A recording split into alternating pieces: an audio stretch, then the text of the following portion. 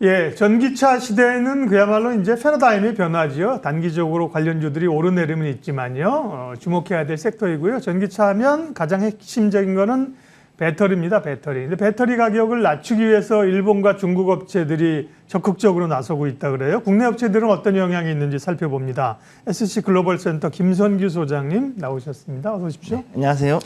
먼저 일본의 파나소닉이 내년까지 배터리 생산 비용을 절반으로 감축하고 2025년까지는 70% 지금보다 낮춘다. 네. 어떤 가능한 건지 어떤 그 로직으로 이런 얘기를 하는 거예요?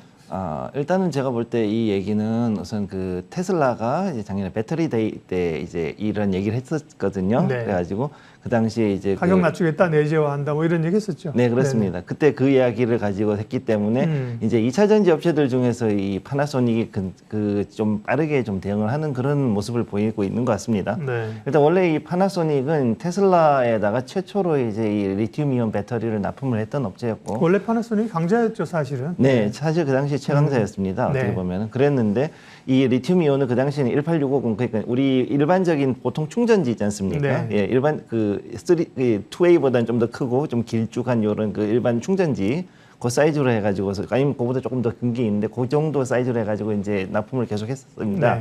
네. 보통 한 대에 보통 한 1,500개에서 1,800개 정도의 이 동그란 원통형이 들어가니까 이게 자리도 많이 차지하고 그다음에 또 뭐 여러 가지 효율이 많이 나오지 않으니까 여기에 대해 가지고 이제 그러면 이걸 좀 바꿔보자 해가지고서 이제 테슬라에서는 규격까지 제한을 해주고 여러 가지 뭐 그 제한을 이제 거기에서 한 거죠. 배터리 대에서. 그러다 보니까 여기에 대해서는 이제 가장 그 많은 전기차 관련된 그 특허를 가지고 있는 게 도요타가 가장 많이 가지고 있으니까 네. 그러면 이 둘이서 이제 이번에 한번 합쳐가지고서는 어떤 여기에 대해서 이 지금까지 했던 점유율을 빼앗겼던 걸 한번 다시 탈환해 보자라는 그런 움직임을 이제 보이는 것 같습니다. 사실 이제 SNE 리서치라고 그래서 이 주로 이런 2차 전지 관련된 에너지 관련된 리서치에서 얘기를 하는 거는 어떤 이야기를 하냐면은 지금까지 해가지고서는 이제 중국이 가장 큰 점유율을 가지고 있었고 그 다음에 거기에 맞춰가지고 우리나라 2차 전지 업체들이 굉장히 이제 많이 따라갔었습니다. 특히 이제 LG 에너지 솔루션이라든가 삼성, SDI라든가 이런 업체들이 계속 이제 따라가가지고 점유율을 확대했는데 거기에 비해서 기존에 있던 강자였던 일본 업체들이 굉장히 많이 그 점유율을 빼앗기고 좀 줄어들은 좀 약간 좀 쪼그라들은 그런 모습을 보여줬거든요. 그러다 보니까 이걸 이제 어떻게 하면 이제 이번에 탈환할까 해서 가다 보니 그러면은 이번에 테슬라가 제안했던 그 기준에 맞추고 그 다음에 우리가 그러면은 배터리 가격을 그만큼 떨굴 수만 있다면은 충분히 다시금 납품을 하고 그렇게 해가지고 경쟁력을 회복할 수 있을 것이라고 보고 그렇기 때문에 이런 이야기를 이제 진행한 걸로 보고 있습니다. 일본 업체들의 반격이 시작됐다. 가격을 낮출 수 있는 방안과 함께 일본도 기술력은 있기 때문에 전고체 배터리라든지 이런 쪽도 사실은 선두권에서 개발을 하고 있잖아요. 네네. 네, 기술과 가격 측면에서의 일본 업체들의 역공이 시작됐다. 중국은 그야말로 이제 어쨌든 CATL 같은 경우가 가격 경쟁력으로 물량 위주로 내수 시장을 바탕으로 가고 있는 거잖아요. 네. 중국 업체나 CATL 쪽 움직임은 어때요?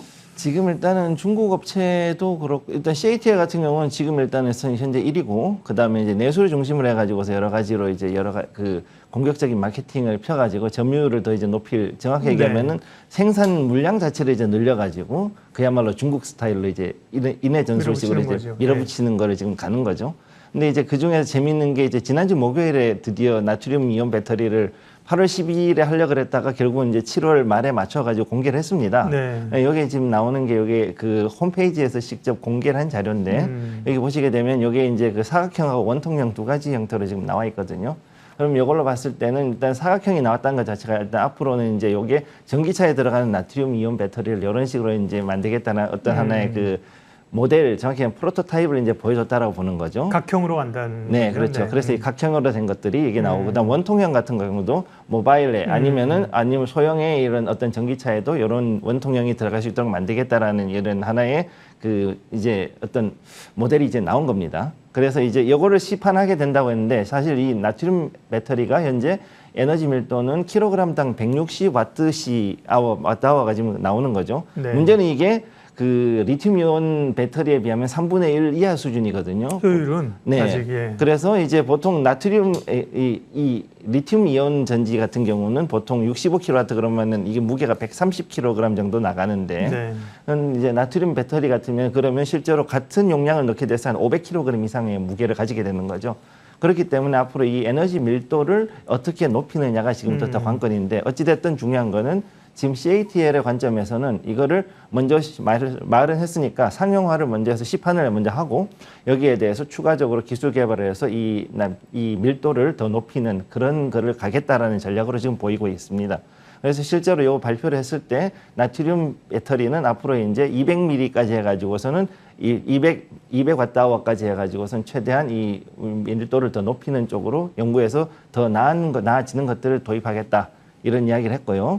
그렇기 때문에 제가 봤을 때 요 각형이라든가 원통형 우선 ESS에다가 먼저 도입을 해가지고 이거를 먼저 대량으로 판매를 한 다음에 이 자금을 통해 가지고 또 연구해서 더 좋은 업그레이드된 나트륨 배터리가 생산이 되고 그러면 서서히 이제 모바일 기기 아니면 전기차 이쪽으로 해가지고 일단은 전기차가 먼저 들어갈 거라고 보고 있고 그 다음에 나중에 또 이제 모바일 기기에도 서서히 이제 적용할 수 있을 것이라고 일단 보고 있습니다.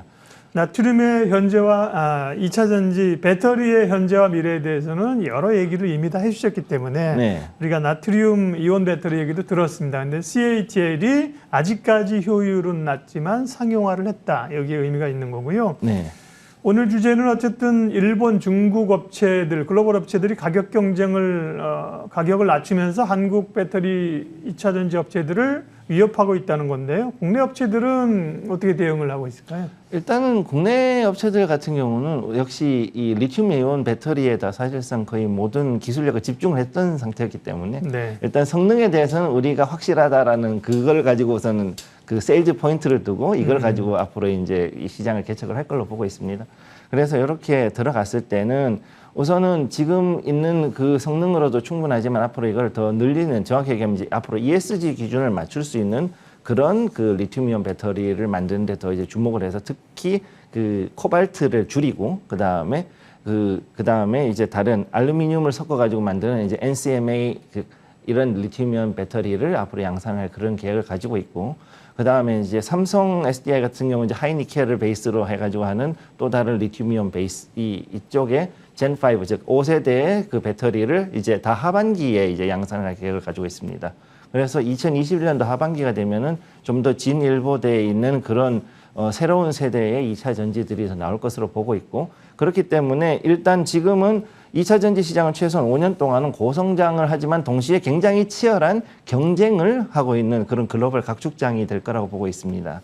지금은 어쨌든 리튬이온 배터리가 이제 주력 제품인 거고요. 거기에 한국 기업들이 중심에 있다는 건데 미래 배터리 소재나 배터리에 대한 그 경쟁은 굉장히 치열할 것 같습니다. 자, 그래서 이제 조금 더 구체적으로 최근에 이제 새로운 제품이나 소재 개발 쪽의 이야기를 하면요. 고려대 연구진이 차세대 나트륨 2차 전지 양극재를 개발했다. 이제 앞서도 나트륨 배터리 얘기하는 거잖아요. 거기에 사용되는 그러면 양극재를 얘기하는 건가요? 예, 그렇습니다. 예, 근데 원래는 이제 나트륨 배터리는 이제 음극재가 더 중요하거든요. 근데 중요한 건 여기서 나트륨 배터리에 이 양극재라 그랬으니까 그러면 나트륨에다가 어떤 것을 과연 더 섞어 가지고 가느냐가 더 중요한 요소입니다. 근데 여기서 이제 중요한 거는 가능하면 리튬을 안 섞거나 아니 대체를 하든가 아니면 리튬을 적게 쓰는 방향으로 해가지고서 이런 그 배터리를 양극재를 만드는 게 중요한데 이 고려대학교에서 나온 것 같은 경우는 사실은 이제 약간은 좀 어떻게 보면 치트키를 썼다라고 표현을 하고 싶은데요. 뭘 써요? 치트키를 썼다고 표현하고 치트키 약간 좀 표현하기가 좀 그렇긴 한데 어렵네. 예, 좀 그렇긴 한데 일단 나트륨에다가 리튬을 섞었습니다. 그래가지고 어쨌든 뭐 실험 과정에서는 그런 걸 할 수 있는 거죠. 뭐. 할 수는 있는 거죠. 근데 지금 현재 2차 전지에서의 가장 큰 목표가 뭐냐면은 가능하면은 이제 리튬을 대체할 수 있는 소재를 쓰기를 원하는 건데 근데 그 길을 가긴 아직까지 너무나 힘드니까 일단은 리튬을 조금 더 섞는 걸로 해가지고서는 이 나트륨 배터리 자체의 그 에너지 밀도를 높이는 그런 방식으로 갔다라는 거죠. 그렇기 때문에 이걸로 봤으면은 사실은 이제 이 나트륨은 사실은 이제 여기에서 이 양극재가 이 개발되는 것도 되게 중요한데 양극재에서 이것이 음극재하고 사이에 있는 그 사이에서 어떻게 이제 반응하느냐가 더 중요하거든요. 그래서 아까 제가 이제 음극재가 얼마나 효율적이냐가 관건이라고 말씀을 드렸던 건데 네. 이게 지금까지 이제 뭐 황화물 이쪽으로 해가지고서 연결하겠다라는 이야기가 보통 많이 나왔었고 실제 이제 LG 에너지 솔루션은 그쪽으로 이제 가고 있습니다. 그래서 이런 부분은 이제 앞으로 좀 더 지켜봐야 되겠지만 과연 지금 현재 CATL이 과연 여기에 이 나트륨 배터리에서 어떤 음극재를 썼는지를 우리가 역설계해 가지고 보고 아니면 여기에 대해서 어떤 분석이 나왔을 때 그럼 여기에 대해서 어떤 그 더 좋은 음극재가 나오냐 이것을 예. 봤을 때 이제 앞으로 리튬 이온을 과연 어느 정도 수준으로 빠르게 대체할 수 있느냐가 이제 관건이 될 거라고 보고 있습니다. 지금 주력인 리튬이온에서는 뭐 중요한 핵심 소재가 있지만 어쨌든 양극재가 굉장히 중요하잖아요. 그렇습니다. 근데 이제 나트륨에서는 이제 음극재가 또 중요한 거군요. 예, 왜냐하면은 이게 약간은 좀 전문적인 이야기가 되는데 네. 리튬은 굉장히 이제 가볍고 사실 원소상으로는 굉장히 가볍고 그 다음에 이 여기에서 전기가 움직이는 길이 굉장히 자주 그리고 빠르게 쉽게 이동을 할 수 있습니다. 쉽게 네. 얘기해서. 근데 거기에 비해서 이런 그 나트륨 같은 경우는 그거보다는 조금 더 약하기 때문에 전압을 만들 수 있는 차이가 약간 있거든요. 떨어집니다. 리튬보다는. 그렇기 때문에 이걸 하기 위해서는 사실 이거보다 좀 더 무거운 그러면서 전기를 잘 움직일 수 있는 그런 소재가 들어가야 되는 네. 부분이 있어서 음극재가 어렵다라고 하는 거거든요. 어쨌든 여러 연구들이 이어지고 있고요. 기업에서도 하고 이렇게 조금 전에 고려대 얘기하셨지만 학교에서도 연구를 하는데 한양대에서는 또 급속 충전되는 2차 전지 양극 소재. 이제 소재 무게나 효율도 그렇지만 사실은 얼마나 빨리 이렇게 차지를 하느냐도 굉장히 중요하잖아요. 이건 네. 어떤 의미가 있습니까? 네. 사실 이거는 우선 정체를 말씀드리자면 여기서는 수계 아연 흐름 전지 뭐 이런 식으로 얘기를 하는데 정확히 얘기하면 이게 바나듐 그 흐름 전지의 일종으로 보시면 됩니다. 예. 이거는. 근데 이게 우선은 폭발하고 화재 위험이 없는 장치이기 때문에 바나듐도 그렇고 수계 아연 전지도 그렇고 이쪽은 우선은 그 폭발 위험도 없고 그 다음에 이런 그 여름파 충방전을 굉장히 더 자주 하더라도 리튬보다 훨씬 더 수명이 길고 이런 부분들은 좋은데 단 비용이 좀 아직은 높고 그 다음에 여기서 이제 또 중요한 것은 이 바나듐 전지가 결국은 이제 가장 큰 문제는 일단 안전성이거든요. 독성이 좀 있기 때문에 그런 부분이 있고 그런 부분들 어떻게 해결하느냐도 좀 있고 그래서 요거를 넘어가는 부분이 이제 하나 걸린 게 있습니다. 근데 요거를 이제 어떤 식으로 해결하냐면은 바나듐은 지금 이제 산화물에서 전해액으로 들어가 있는데 이 한양대 거는 근데 여기에서는 거기에다가 이제 나노 섬유 형태로 해가지고서는 이제 이 어떤 바나듐 산화물을 이렇게 만드는 거예요, 사실은. 그래서 그 안에다가 이제 또 다른 그 모노머라는 거를 그러니까 고분자를 또 다시 집어넣어 가지고서 이것을 가지고서 전도도하고 용량을 향상시킨 그런 조금 이제 전문적인 이야기가 되는데 그래서 이 한양대 쪽은 일단 바나듐 전지를 좀 더 이제 밀고 있는 그런 분위기라고 볼 수 있습니다. 네, 어쨌든 새로운 2차 전지에 대한 관심이 많습니다. 소재 쪽 오늘 이제 나트륨 배터리도 아까 얘기했고요.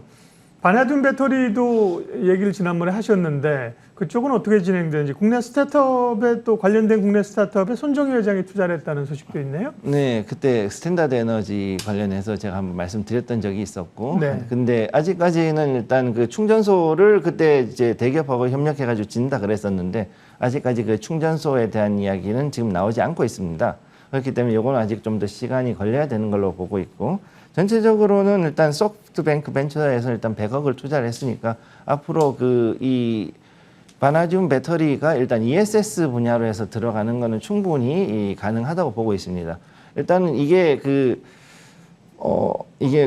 바나듐 일반 흐름 전지하고 바나듐 이온 배터리하고 두 가지를 가지고 있는데 여기 이 스탠다드 에너지는 바나듐 이온 배터리를 쓰고 있거든요. 그러면 이거는 일단 흐름 전지보다는 훨씬 더 크기가 작아진 상태이기 때문에 그럼에도 불구하고 전기차에 쓰기는 아직까지는 좀 등치가 큰 겁니다. 그래서 이걸 일단 역시 ESS로 갔다가 다시 이제 여기서 전기차 쪽으로 넘어가는 그런 단계로 이제 가게 되는 겁니다. 네. 테슬라의 호주 배터리 공장에서 화재가 났다면서요. 근데 네. 테슬라는 여기는 보통은 이제 테슬라는 국내 업체를 포함해서 배터리를 받는데 자체 공장도 가지고 있는 건가 봐요?